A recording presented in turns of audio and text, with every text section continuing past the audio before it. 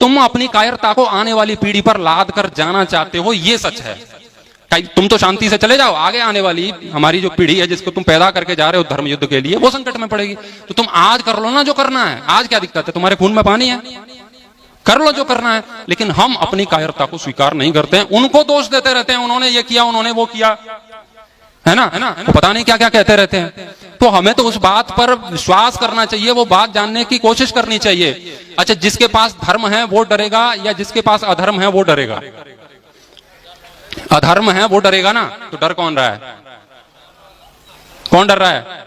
अरे धर्म वाला डरता ही नहीं है, तो ये क्यों करोगे धर्म वाला डर रहा है? वो तो डरता ही नहीं है ना। तो जो डरता है वो कौन है? अधर्मी। डरता है वो अधर्मी है ना। हिंदू डर रहा है कि नहीं डर रहा है? कौन अधर्मी है? धर्म जिसका धारण किया भगवान श्री कृष्ण ने, वो कभी किसी से डरे? धर्म जिसका धारण किया भगवान श्री रामचंद्र ने, वो किसी से डरे? समुद्र पार करके छाती ठोक के उनको जहां जहां छेद करने थे सारे करके आए थे सबकी छाती में, है ना। वो किसी से डरे? छत्रपति शिवाजी महाराज किसी से डरे? क्योंकि उनके पास धर्म था।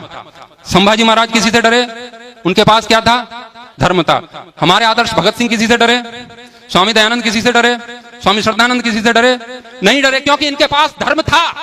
और हम कह रहे हैं ना, हम सनातनी हैं, गर्व से कहो हम सनातनी हैं। हमारे अंदर सनातन का अंश भी नहीं है। मैं तो कहता हूं जो डरता है वो सनातनी कैसे हो सकता है? जिससे जो लोग डरते हैं, अधर्मी कुकर्मी डरते हैं, वो सनातनी होता है। अच्छा, राम से दुश्मन डरते थे या राम जी उनसे डरते थे? राक्षस डरते थे ना। तो जब जो लोग ऐसी घोषणा कर रहे हैं कि हम तो हिंदू हैं, हम तो बड़े पवित्र हैं, बहुत ऊंचे हैं, तुम डर रहे हो, अपने आप को देव मानुष बता रहे हो, तो राक्षसों से तुम डर रहे हो, तो तुम अपने आप में अंदर खोजो कि तुम्हारे अंदर ये कायरता का अंश कहां से आया है, कहां से ये बीज आया तुम्हारे अंदर। उनकी किताबों में तो ये लिखा है। क्या लिखा है? काफिर को मार दो, कत्ल कर दो, ठीक है। उसकी परिभाषाएं वो दूसरी बताते हैं, ऐसा नहीं है वैसा नहीं है। हालांकि वो दूसरी अच्छी वाली कुरान कौन सी है वो मुझे नहीं मिली। लोग कहते हैं कि वो ऐसा मतलब नहीं है कुरान का, लेकिन वो कैसा मतलब है वो तो मुझे आज तक नहीं मिला है। कोई मौलवी ने नहीं मिला, कोई कहीं सुन रहा हो भैया तो वो मुझे अभी भी मतलब इसका समझा सकता है ना। तो वो चीजें वहां पर नहीं है, लेकिन हम उनको कह रहे हैं कि उनकी किताबों में ये लिखा है। क्या लिखा है? कि काफिरों को जहां पाओ कत्ल कर दो, है ना। जब उनके जो नापाक दिन पाक दिन, है ना, बीत जाएं तो जो भी घात लगा कर गए बैठ जाओ, उनको काट दो, मार दो। उनकी किताबों में ये लिखा है। वो दिन रात उसको यही पढ़ते हैं, वही याद करते हैं, तो इसलिए उनमें ये साहस आता है, वो आता है। अच्छा, तुम्हारी किताबों में क्या लिखा है? तुम्हारे पास क्या है? प्रेम पत्र? तुम्हारे पास क्या है? लव के कुछ कोट्स हैं क्या इंस्टाग्राम के?